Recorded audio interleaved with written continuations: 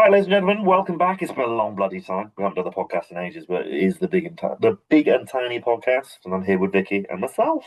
So, what we got to say today? We've got lots that has happened, and we haven't really spoken.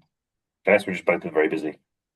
Yeah, well, we have been very busy because obviously we put the podcast on hold because of you competing, which almost seems like a lifetime ago now.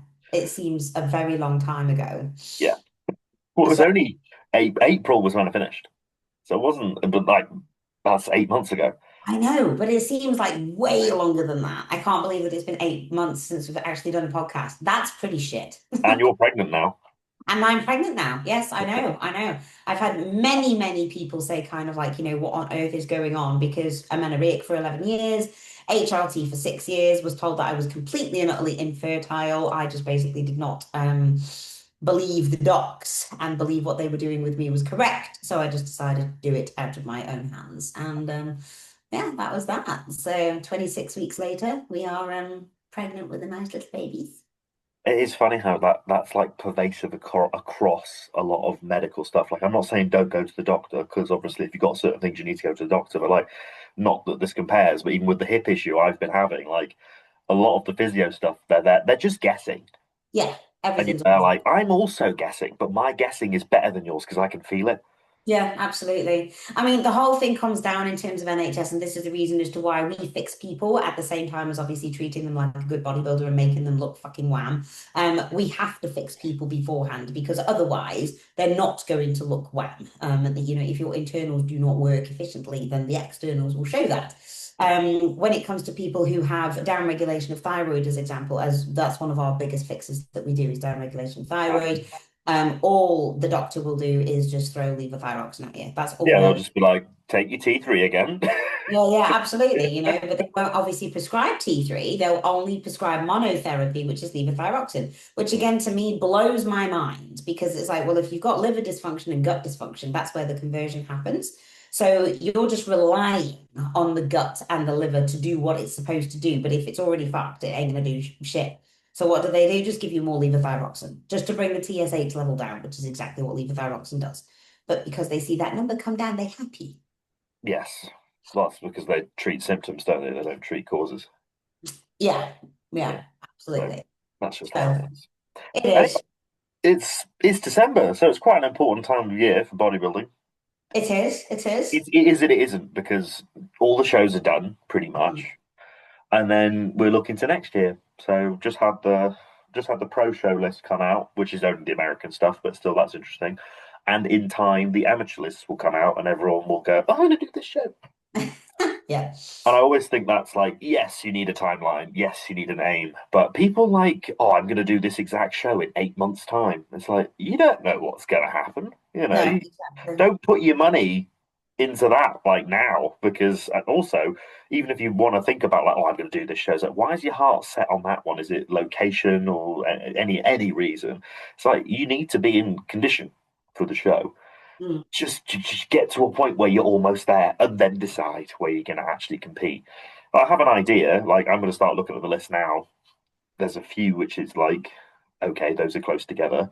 But Mm. I also then need to wait for the European stuff to come out and be like, okay, what would be actually viable? Because with changes in rules now, it's like if you're not winning two shows and know that you're going to win them, it's like, well, then you're trying to get to the Olympia on points. How many shows are you going to do this year? How much money is 17. how much money you spending on travel? So it's like, okay. Mm. So yeah, but that especially at the amateur level, it's just like I think a lot of people when we talk about like amateur in the UK, obviously like PCA at the minute is the popular thing to do. It is. And in my opinion, if you're somebody that is not good enough to win a pro card yet, you should probably just stick in PCA Yeah, yeah. because how much it costs to do two rows, it's like it's the stepping stone to then doing a pro qualifier. Mm. Let it be that. You don't need to prove yourself on a two bros regional stage because you're up there for 5 to 10 minutes and You you're see, I paid. was having this conversation with a client. Well, they came to apply and stuff like that, and I said, "Have you looked at federations?" Well, no, not really. Are you interested in the pro card? Well, no, not really. I was like, "Cool, then don't bother doing two bros then if that's the case." One, because it's stupid expensive. It's run terribly. But the only reason why you go and compete on a two-row stage is to obviously have that stepping stone, like you said, to the card because they hold the card. Now, if you're not really that bothered about it and it's your first time in terms of bodybuilding and stuff like that, just stay away from it.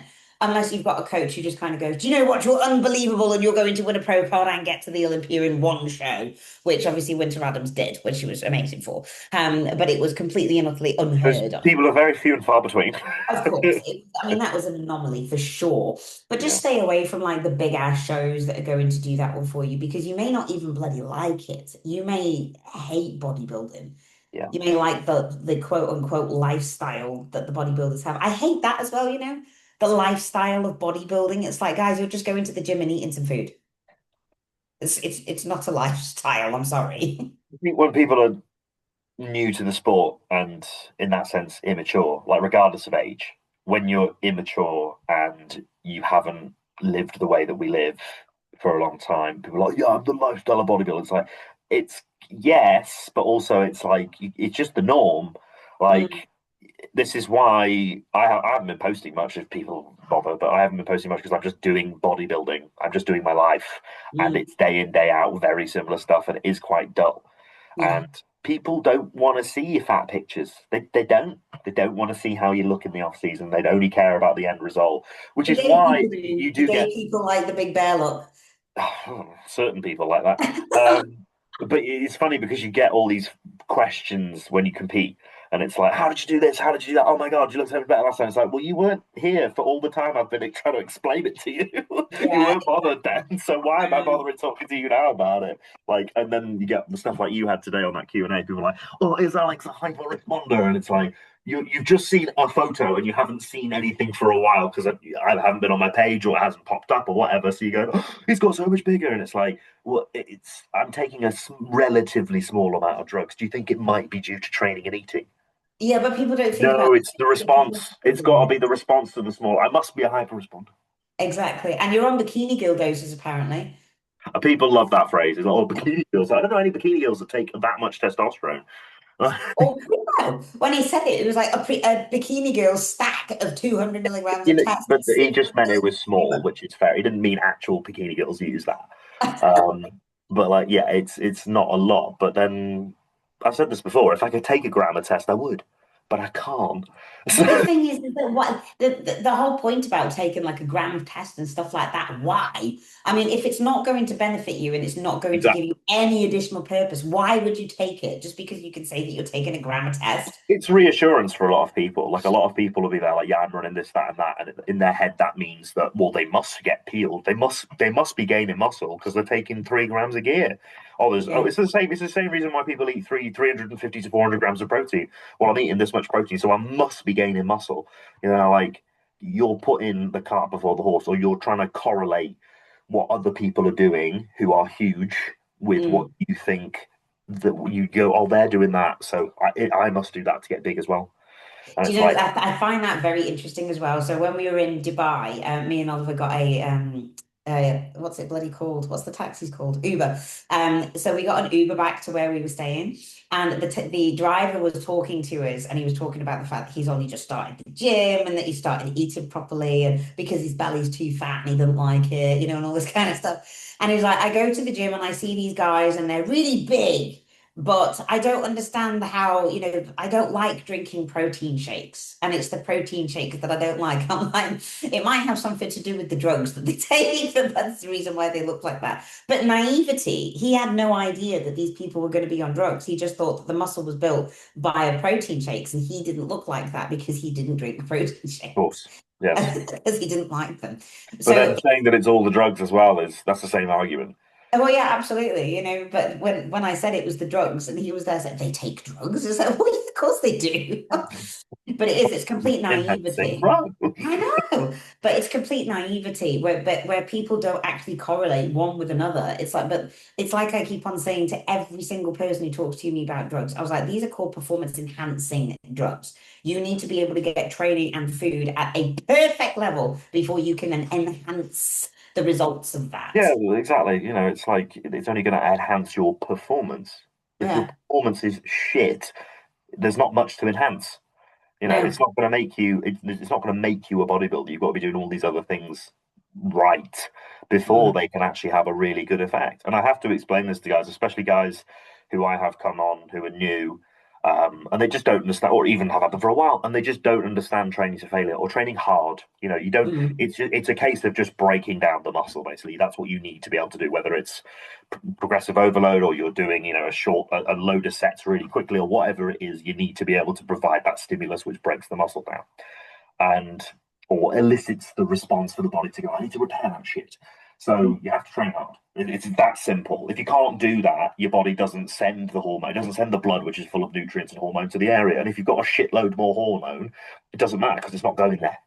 Yeah, You'll exactly. get a bit fuller, but as soon as you pull it out, you shrink back up. So it's Hmm. like, you know, if you can't do, and this is why when people are trying to like split body, oh, it's 50% diet, 50% training. No, it's 99.9% training. The other Yeah. stuff's a given, like, and then that 0.1% is genetics. Like the other stuff, you should be able to do no problem. Like Yeah, that's not even a exactly. factor. Like you should be able to eat properly. Like if you can't do that, then we need to have a talk. It's one of those. Like Well, follow the plan. you'll be surprised in terms of like how to eat properly. So I saw something, I think I sent it to you actually, in regards to macronutrient splits. And there's people in one camp and people in another, right?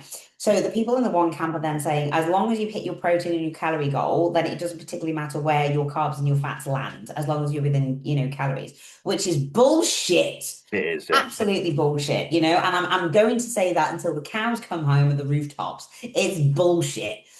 Protein and calories are for newbies who are literally just wanting to lose a little bit of body fat so they can look good on the beach in Mallorca. It's not about pro bodybuilding at this point. When you're looking at somebody who says, what's the most ideal macro ratio in terms of carbohydrates and fats? It does not depend on the athlete. It does not depend on the athlete's body composition. It totally depends on how they are going to be performing and in what sport and endeavor. Of course, it bloody matters. Protein, when people say, oh, hit protein is this amount, 0.8 grams or whatever, then you obviously do your hormonal balance in terms of your fats, and the rest of your calories you fill up with carbs. Okay, why? What about somebody who's 43-year-old who's got PCOS but also been competing for 10 years? You think that that's what's going to help them, do you? Do you think that just calories and protein is going to create that visage again? Absolutely not. What about somebody who has hormonal dysfunction or thyroid dysfunction that we need to get back up and running? Yeah. Is fats and carbs going to matter then? Yes, yes, they do. Well, that's why a lot of people caveat saying it's individual. I would say for normal people, there is a general hard and fast rule if you are training a certain way. Yeah, Like if you're an endurance athlete, you're going to need a shitload of calories. and you're And going to need a load more carbohydrates. yeah, and they've got to be from a hell of a lot of stuff which is very digestible. That doesn't mean edible. That means digestible and absorbable. People are like, oh, well, cereal goes in really well, sits really easy. It's made from sugar, you tit. Like, yes, it's going to be very easy to eat. It is designed to be easy to eat. That doesn't mean that it's useful. Like, No, no, not necessarily. at all.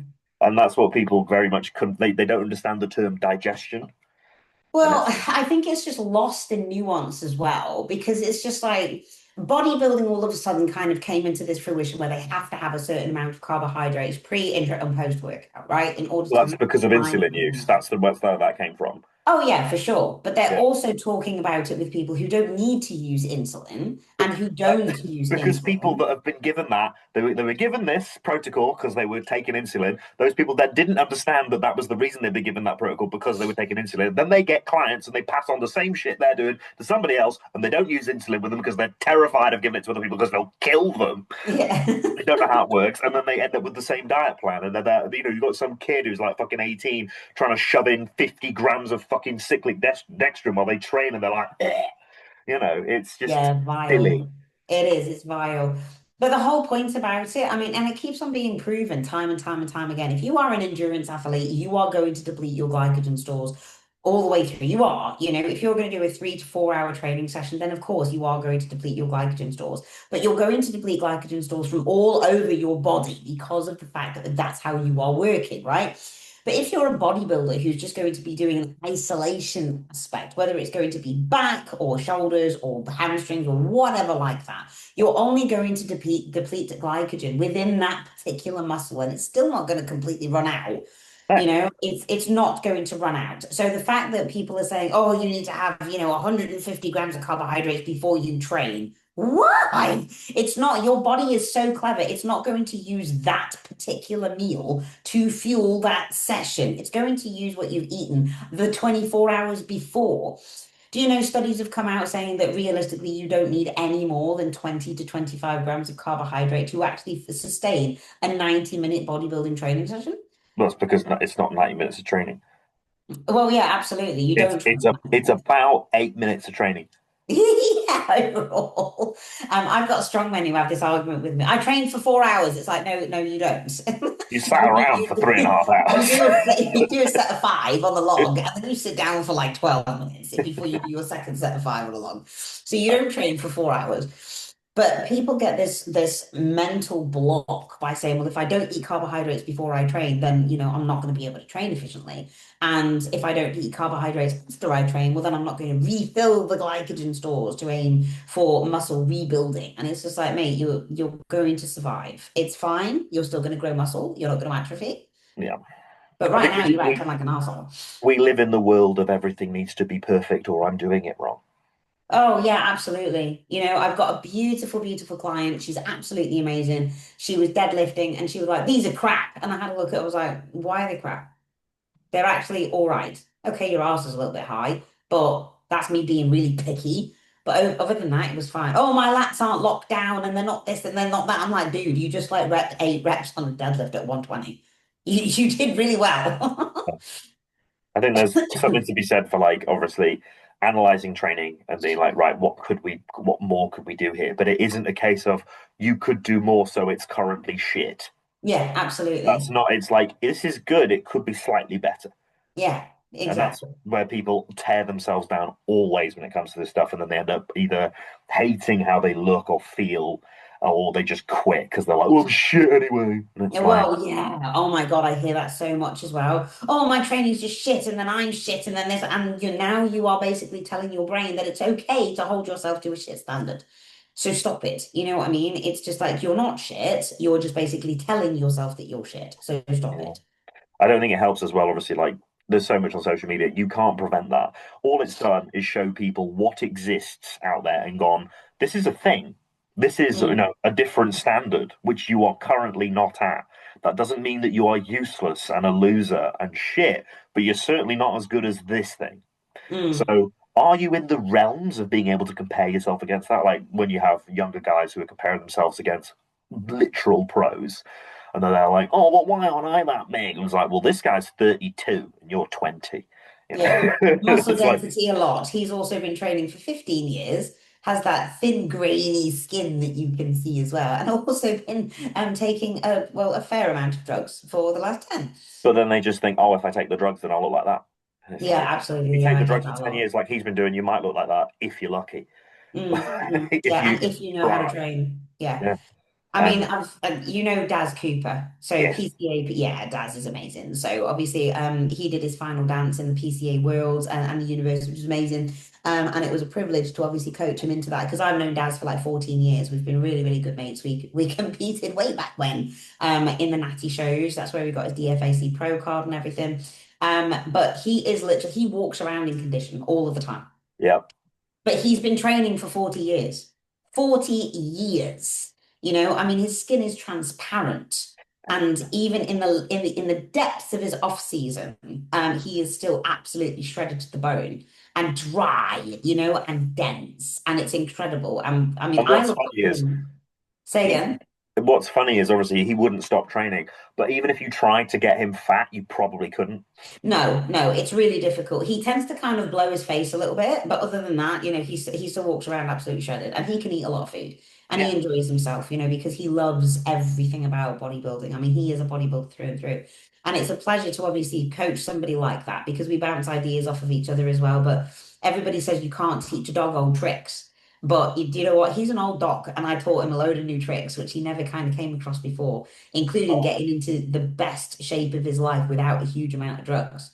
I think the old dog thing is it's a mentality, and I actually find that the young guys have got that mentality more so than the older guys. As we get older, like I'm getting towards 30 now, and plenty of guys that I know are heading in that direction as well. We all talk to each other about training more than ever because it's like, right, well, this hurts. Have you had this before? Like, have you found a better way of doing this? Like, and when you're younger, it's like, especially with all the shit that gets put on social media these days, it's just like lift as heavy and aggressive as you can for one set all the time. And it's like, you put 200 kilos on a leg extension, your knees are going to tell you about it. And it's Oh, like, absolutely, yeah. yeah, you see these kids do it, and it's like, yeah, you're freakishly strong. That's awesome. Now actually get better at performing that movement so you feel your muscle and don't just destroy your connective tissue. Because you keep doing Yeah. that, you'll just be fucked like rapidly.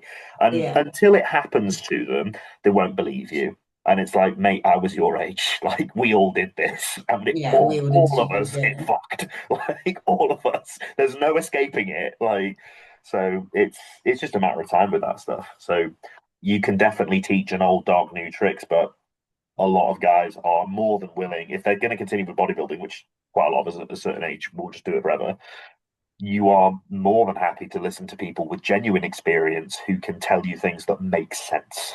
Yeah, and I think that's the difference. It's the things that make sense. So I just did a mentoring call with one of my guys, sorry, one of my girls, and she was telling me about what she was told before. And I said, okay, logically, now that you've said that out loud, does it make sense?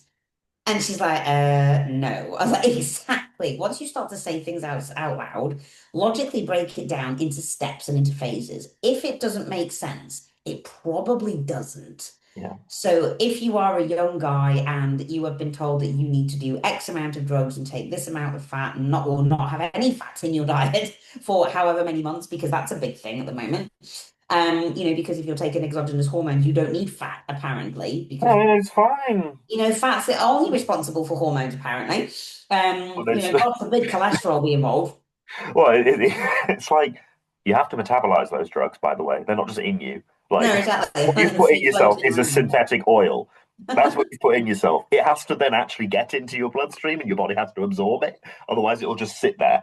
What's It's it all doing? right, but just put a hot compress on it and just wiggle it around a bit, it'll be Get your fine. massage canal, just push it. Exactly, it'll be fine. Be fine. But no, apparently exogenous fats is only responsible for natural hormones. That's the only thing that it's important for. So God forbid you eat an avocado once you start taking synthetic testosterone. Makes kind of no sense. Just get So a Science again, bar in. Why would you have an avocado? no chocolate bar, dark chocolate. That's all Like, it just is. dark chocolate peanut butter, that's what you need. Yeah, yeah, that's all you need. That's the only fat source that any bodybuilder ever needs. Don't eat any fat, but take 9 peptides. Yeah, yeah, exactly. Just stay lean, Don't. bruv. Do you know what? I saw a really, really good post the other day, and I had to obviously, I had to repost it because I thought it was great. If all of these longevity peptides are as good as they say they are, why does everybody look and feel like shit on them? Yeah, reposted what Joe what Joe said. That's really Exactly. funny. I And was like, and I well, was just like, do you somebody know what? said It's it. absolutely so true. It is absolutely so true. People are talking about retatrutide as being a longevity drug because it literally reformulates your metabolic processes. And it's just like, okay, first of all, no, it doesn't. So I don't understand where that kind of came from. But Where do you think it came from? It came from people selling it. well, that's true. But Yeah. it certainly doesn't like completely transform your metabolism or reset your metabolism. How can you reset a metabolism? What does your metabolism just fucking break, stall, halt? You can't I reset remember it. when like Reta first came out, and it was like, well, if you know anything about Ozempic, you immediately know what Retatrutide is, and it's Mm, basically that with a little bit more. And people were acting like retatrutide was suddenly this like it was safe because it had the additional glucagon receptor things. It was the other yeah. two, for the life, like I can't remember the acronyms, but it was just like this still does the same thing and it Yeah, still fucks you up. And like we've had exactly. loads of people have used it this year, and you can 100% see from all the people that have used it, it does not improve physiques. It makes them No. unanimous across the board. I've not seen anybody, unless they were shit at dieting to begin with, I've not seen anybody look better who has used retatrutide. And the number of people that aren't telling you about how often they're having a liquid shit after its use, um, you know, from the people that are talking about it, it's like, yeah, I used it for what, a few 3 months, and now I haven't had a solid poo in 3 months Yeah. afterwards, after stopping using it. And you're just there like, well, what did you think was going to happen when you slowed down your body's ability to shit? But people don't think it's about. I remember someone saying, "Oh, why is it even a problem?" Why the fuck do you think it's a problem? It's Yeah, you literally can't getting really rid of shit a every waste day. product. It's Yeah. toxic. It is literally the toxins in your body that are being shit out. Like, what do you think poo is? This why? Yeah, that, Why do that you is think? why it's called waste. Why do you think the expression "don't shit where you eat" exists? I Um, mean, it's so true, but people just don't think about that. They look at one piece of the study and then they're like, okay, that's great. If they actually read the study, they will see that it hasn't even passed rodent trials as of yet. Retatrutide has not even passed rodent trials just yet. It's well, not yeah, even being no, trialed on it's the same humans. level of testing as the COVID jab, so it's fine. Yeah, You it still took that. was. So The, what the co- the fuck COVID is that? jab was still, What kind of junky attitude is that? It's like, oh well, this thing that nobody wanted anyway, it's the same level of that, so it's fine. You took that anyway under threat of the government that you wouldn't be able to leave the country. It's like not the same, is it, chap? Not the same. no, not I quite the understand you're same. trying to sell me the drug, so maybe I won't listen to you. I mean, it is true. I mean, this whole aspect about Reta, because it's a triple agonist, that's the obvious reason why people like it so much better. I mean, if you compare it to semaglutide as an example, semaglutide is way, way, way back when. I mean, that shouldn't even be talked about anymore because it's obviously all in the dark ages. Nobody uses it. Yeah, it's literally just like a GLP-1, which is just going to be an appetite suppressant. That's all it is. But that's what they call it. They're like, it is a tier one appetite suppressant, which was specifically designed for people who had type 2 diabetes, which is lifestyle induced diabetes, which is reversible. So basically, stop shoving your face full of Krispy Kremes and donuts, and then you'll be able to reverse your diabetes.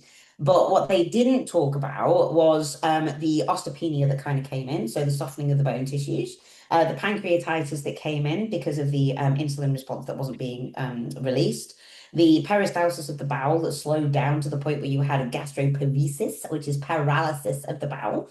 And there has been a multitude of lawsuits that have come out just from GLP-1. So this Yeah. is just our appetite suppressant. A multitude of lawsuits that are coming out from people who have had to have lengths of bowel removed because of the damage that was caused, and of course, obviously living now with pancreatitis. But then people just think, well, do you know what? This triple agonist, which also has the original GLP-1 in it, but with two other things in it, has Yeah. got to be better. I'll be safe. I'll be fine. It's like Again, logically, now it's you've like said it going. out loud. It's honestly like going. Heroin's really bad. Fentanyl stronger, therefore better. And it amazes me. But obviously, people are just looking for an attractive thing to make their coat. Like it, everybody jumped on that. I've never seen anybody jump on a drug like that and go, "This is perfectly acceptable within society. This will be Yeah. fine." And like the guys I know that are naughty merchants, they were saying that it has gone from people would come in and be like, what anabolics have you got? I just need test, I need mast, I need this, that, and the other. And these were all guys that trained, to people coming in off the street who were fat as fuck, being like, "Can you give me some Reta and some growth?" And it's like, yeah, I can, but like, why? Yeah, You don't even exactly. train. Like, Yeah, I know. what's this gonna But do? people are always looking for the next quick fix, the next big Yes, thing, and the it just quicker. people are just lazy. Yeah, the quicker the better. The actual quicker the better. I did a check-in with one of my clients today. And over the last kind of like 4 weeks, they've lost about a stone in weight. And I was like, do you know what? It's absolutely mega. Over 4 weeks, losing a stone in weight, that's great. And it's also Six sustainable. kilos to the Americans in the audience, which translates to about 14 pounds. Yes, exactly. Over 4 weeks, which is great. Yeah, don't get me wrong, in the very first week, obviously there was a big drop, but then after that it was nice and trickled. We're still having off plans every single week. We're still obviously training well in the gym, blah, blah, blah, but it's sustainable weight loss at the same time and making progress where we're not going to atrophy muscle tissue. We're not going to feel like shit. We're not going to detriment thyroid hormones, etc., etc. So sometimes the greater body comes to the one who waits, hence the reason why we keep on saying take a longer than normal prep, or Yeah, what you think is a normal prep. Oh, it's going to be a 14-week prep. Okay, let's do a 20-week prep. I feel that comes with some caveats though, Mm. because you can say to somebody, "I'll take a longer prep," but how a lot of people prep is to throw thyroid drugs in straight away. Well, yeah, I know. So don't obviously run those for 20 weeks. Don't run them at all. No, no. I mean, don't get me wrong, there are times and places where you need to run thyroid because it obviously supports your thyroid, but it also depends on the athlete. Yes. It's not just a question of like day one of prep, clem, T4, T3. We have to be able to protect the thyroid. It's not like a badge of honor to say that we didn't use thyroid or anything like that. Don't get, It you know, fucking don't get is. me What are you wrong. talking about? Yeah, well, Yeah. I know, but you know, when you're going to be using thyroid, if you're going to be using thyroid, the last 4 weeks is just where you can trickle in it. And you do not need to have 25 micrograms every single fucking day, or even any more than that, No. unless you are obviously warranted for that side of things. So people who say never use 12 and a half micrograms of T3 because it's not going to do anything apart from suppress your TSH. Well, that's not exactly true or true at all. Because if you're giving somebody 12.5 micrograms T3, you're still giving them an active hormone. Yeah. It's still going to do shit. So Yeah. again, that's just it's a myopic It's a view. weird comment to make. Is, oh, it's going to suppress your TSH. It's like, yeah, obviously. Yeah, yeah. But you see, T4 doesn't. So because T4 doesn't suppress TSH, it just pulls it down. If it is high, then T3 does. But the fact is that the body has got to convert T4 to T3, so it's an inactive hormone. So That's what's the like me giving you point? water and calling it test. Yeah, it doesn't matter. Like, you No. just did the wrong thing anyway. Yeah, yeah, exactly. But Uh, just but having it in the very first element of prep, you know, the second you, I mean, you're at your fattest, your thyroid is going to be functioning absolutely perfectly because you are at your fattest, and you're eating your most. Just don't eat as much fucking food and just move a little bit more. Simples. yeah, but yeah, I mean, you see it time and time again. I mean, you hope people begin to learn. I think I'm quite far removed from that now. With you know, you have clients on board and you get horror story now at the end. But obviously, I've had my horror story days, and we do things better and know what we're doing now. But I do Mm. feel bad for people that end up jumping in with a coach to be given the same cookie cutter bullshit to then get put through hell to then get put off bodybuilding because they're like, that was awful and I almost lost my job because I was so tired. Uh, Well, not just losing your job, but you almost lost your relationship, almost yeah. died, you Yeah, know. yeah, and then all the health problems that occur for months afterwards. Mm, mm. So when people are like, "Oh, bodybuilding's an unhealthy sport," anyway, it's like, no, you just did it unhealthily. Yeah, absolutely. Take absolutely, you know, we say it all the time. Bodybuilding is unhealthy. It is not a healthy sport. It's realistically a controlled starvation experiment whilst pushing your body to the brink of intense training. However, triathlon is extremely unhealthy. Oh yeah, Rugby, totally. rugby is extremely unhealthy. Mm, Like all these sports have a danger component to them. Like racing a car is extremely dangerous. Riding a fucking horse is the most dangerous thing you can do. yeah, to be fair, And you're yeah. going to tell me that bodybuilding's, a dangerous sport? Like, okay, mate, you're just being an idiot. I Yeah. understand you can utilize drugs, but like, there are plenty of other things out there that are way more dangerous, and the impact from those things can be way, way worse. So Mm, don't come up in here and be like, it's an extreme sport. Jumping out of a plane is an extreme sport, and you can literally die very easily from that. What you're doing to people it's an excuse. It's just saying, I yeah. don't know how this fucking works. Here are all these drugs. They will do a certain thing. And there's no aftercare. There's nothing. It's just a bullshit excuse. Well, there's no aftercare because they don't know what to do because of that. I Well, mean, because some of the they don't know what questions. there is. Well, this is it. They don't know how it affects certain bodily organs and things like that, you know. Like if somebody was going to be taking Anadrol as an example, they would all of a sudden feel very, very unfit in week two. But that's because of the fact that the blood volume increases based on Anadrol. So Yeah. you are going to feel more unfit on Anadrol. Whereas if you were just going to be taking Clen as an example, you'd feel fit as fuck because of the fact that obviously it increases your metabolites. So, Yeah. and it opens up your airways because it was designed for asthmatics. But the Horse fact is, drug. yeah, but how do you actually deal with these side effects? Why are you using Anadrol? Why are you using Superdrol? You need to use the right drug for the right reason at the right time. Now that people are scared because they can't get Primo or they can't get Master on, they're just like, oh, well, I'll just go and do EQ. Okay, well, have you thought about your estrogen levels?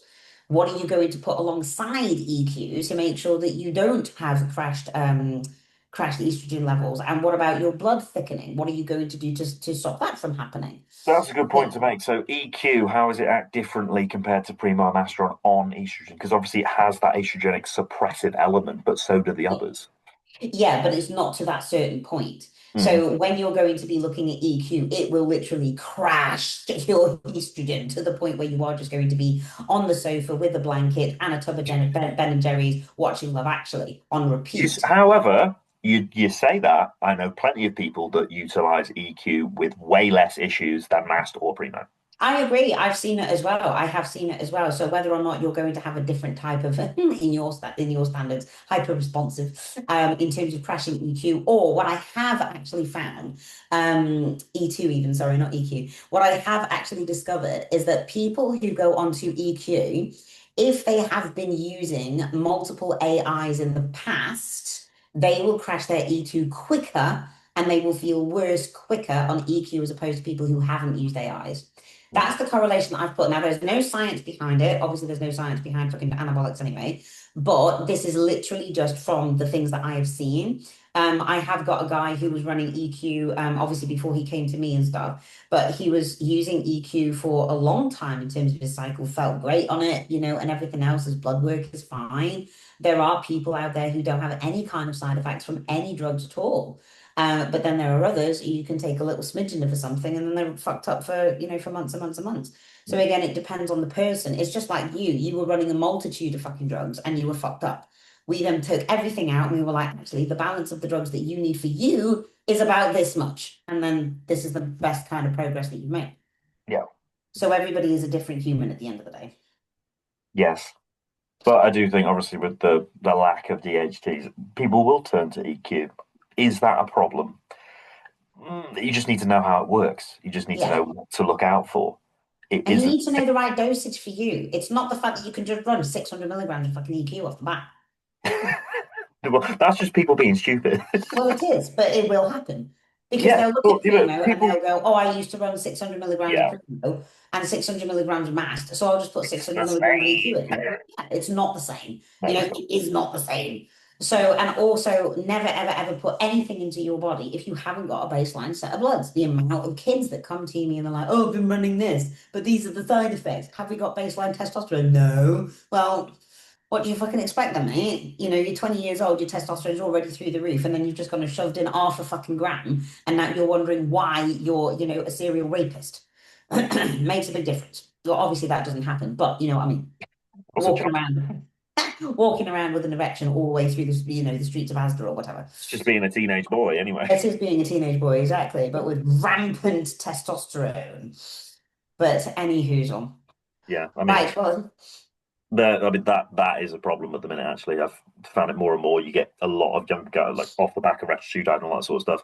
The availability of drugs these days is massive. Like we're mm, talking. I mean, 17 and 18-year-olds have always been able to get hold of shit if you know the right person. But like the number of people that are able to get hold of anabolic steroids now with no problem. And they're all very young, and they're obviously seeing what we do online, and they go, or people that really abuse it, and they're going, "Oh, I need it now."